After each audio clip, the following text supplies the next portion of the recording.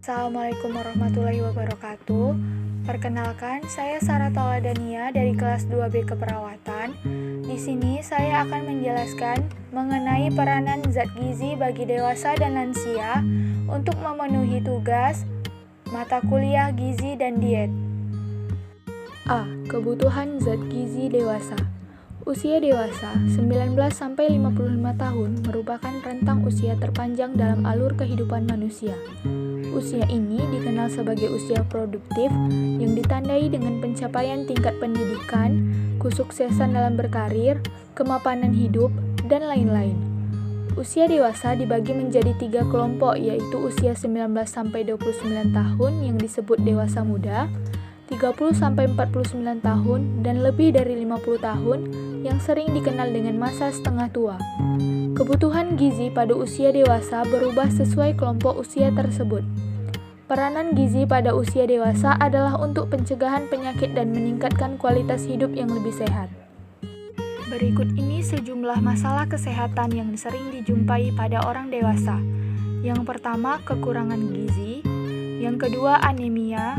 Yang ketiga, kelebihan gizi. Dan yang keempat, menopause. D. Faktor yang mempengaruhi keadaan gizi usia dewasa. 1.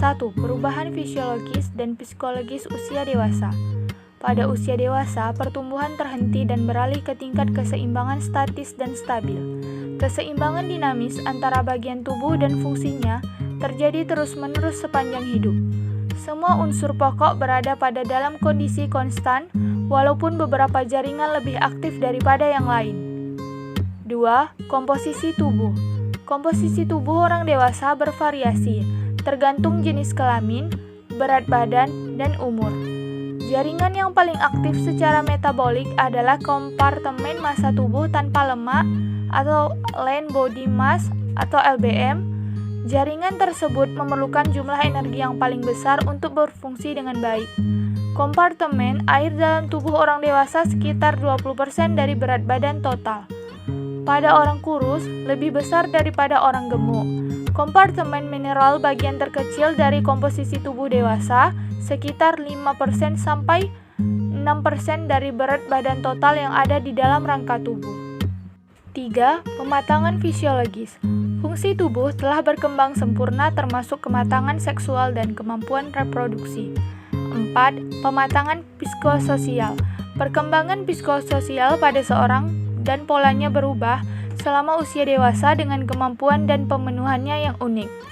Zat besi dibutuhkan oleh usia subur selama masa reproduksi untuk menggantikan kehilangan zat besi selama menstruasi, kehamilan, kelahiran, dan menyusui. Kalsium juga berperan penting untuk pertualangan, mengingat kehilangan kalsium dalam masa tulang berkurang pada masa usia lanjut. Kebiasaan minum susu atau makan bahan makanan sumber kalsium cukup dianjurkan pada usia dewasa. Pengaturan makanan yang baik.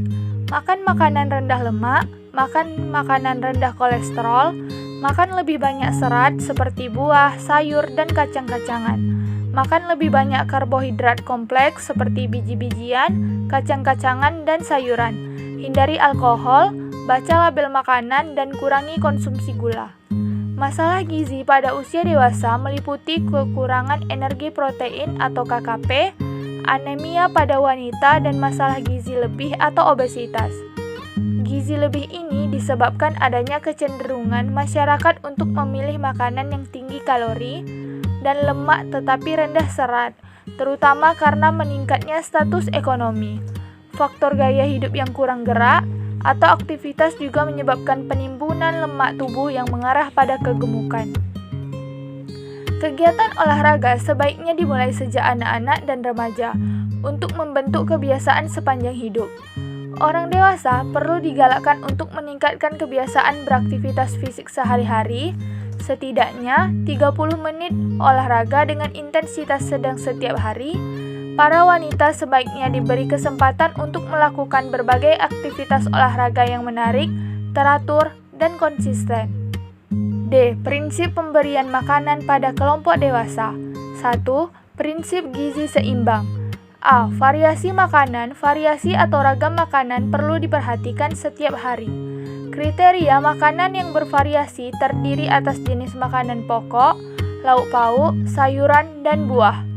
B. Pengaturan makanan, batasi makanan berlemak dan manis, serta tepung-tepungan, perbanyak asupan makanan yang mengandung serat seperti buah, sayuran, dan kacang-kacangan. C. Kebutuhan air. Cairan sangat dibutuhkan untuk menyokong aktivitas harian. Cairan berfungsi sebagai proses metabolisme, mempertahankan suhu tubuh, transportasi zat gizi dalam tubuh, pembentuk utama sel, jaringan dan organ dalam tubuh. Kebutuhan cairan di usia ini 2-3 liter per hari atau setara dengan 10-15 gelas per hari, bergantung pada aktivitas fisik, kondisi fisiologis, jenis kelamin, dan suhu lingkungan. D. Batasi gula dan garam untuk pencegahan di usia dini. 2. Pola hidup bersih dan sehat. Mengingat pola hidup orang dewasa yang rentan terpapar dengan berbagai lingkungan, maka sangat penting untuk menjaga kebersihan diri.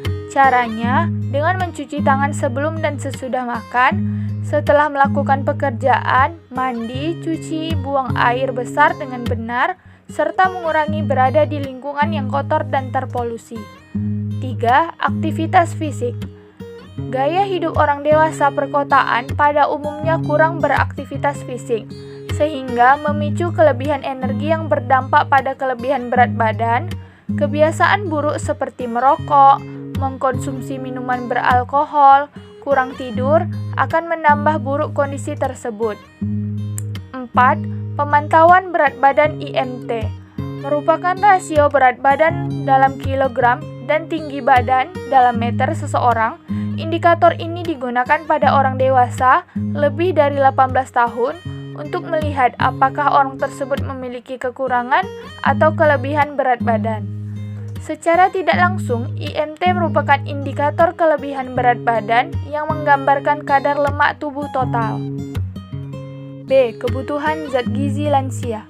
Perubahan fisik secara umum pada lansia terjadi penurunan fungsi dari semua sistem organ.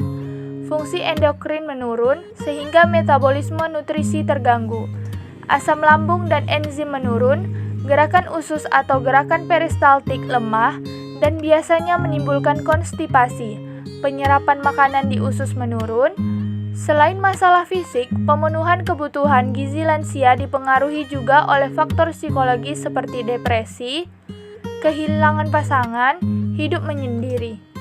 Faktor lain, misalnya berkurang atau hilangnya penghasilan sehingga tidak mampu membeli makanan yang cukup, akses ke tempat makanan sulit dijangkau, metabolisme basal menurun, kebutuhan kalori menurun, status gizi lansia cenderung mengalami kegemukan atau obesitas.